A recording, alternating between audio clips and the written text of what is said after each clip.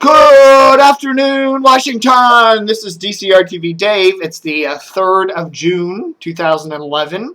We're doing a second Dave TV for today because the website's down, and thought you wanted to get some breaking news. So here's some breaking news for you. Effective on Monday, Lisa Baden joins the WMAL morning show as the station launches WMAL Traffic and Transit Team with traffic every 10 minutes on the fives, anchored by Lisa Baden and Jamee Whitten. Now, Jamie has been doing the morning traffic reports on WMAL, so Lisa Baden will be joining Jamie and WMAL.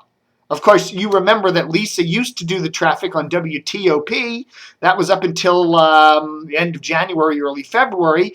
Lisa works for Metro Traffic, as does Jamie.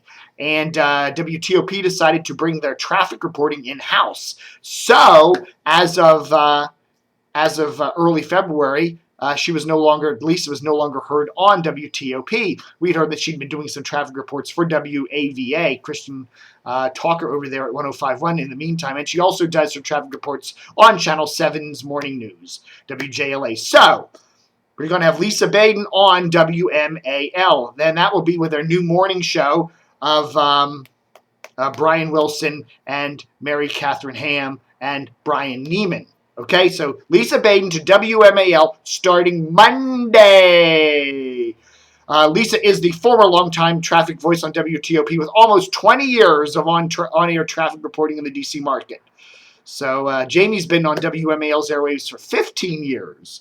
And WMAL says, WMAL's Bill Hess, who's I think he's the assistant program director, right? He is the program director here in Washington. They have a program director who's based in Chicago, but he's the program director guy here locally. He says that it will result in an amazingly strong, credible brand for traffic information in morning drive time. So there we have it. First on DCRTV. Even though the site's down, we're still breaking news. Hey, how about that? Been an interesting day. I was just on the phone with some guys from Pair.com. DCRTV server is hosted in Pittsburgh by Pair.com, which is a big server farm. It's not in my basement. And they say that the what they call a DDoS, a distributed denial of service attack, DDoS, was continuing as of 2 or 3 o'clock this afternoon with about 1,000 page requests every second. Okay, that's a lot.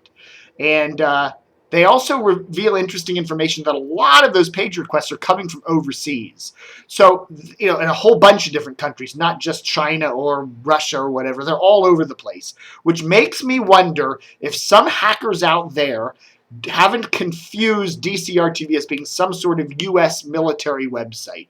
They may see DCRTV as being something like the VOA or something like that, the USIA or something. They may think it's an arm of the federal government. I don't know.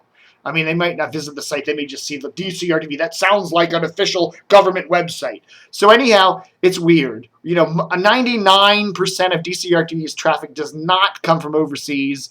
It comes from the good old US of A, and why we would be getting an attack that's basically directed from international points doesn't make a lot of sense. So the guy said it could last a couple of days, whatever, and until the attack ends, they firewall the website, which basically means the site is down. So for the next couple of days, check the YouTube site here. Check these places: Twitter, Facebook, and YouTube, because that's where you're going to find DCRTV. You ain't going to find it on DCRTV.com. The site did not get hacked, by the way. The site is intact. I can FTP to it. The directory structure is all there. Everything's fine. It's just that the DCRTV.com address doesn't work. So there. Okay. Anyhow, that's the big news for Friday afternoon, and hopefully we'll be back at you tomorrow, either on YouTube here or on the website. Maybe this crazy attack will last just 24 hours. It started at 8 o'clock last night. Maybe it's a 24-hour bug. Who knows? But until it ends, you're going to be seeing more of me on YouTube. Sorry about that. Anyhow, have a good weekend, and don't forget to stay tuned.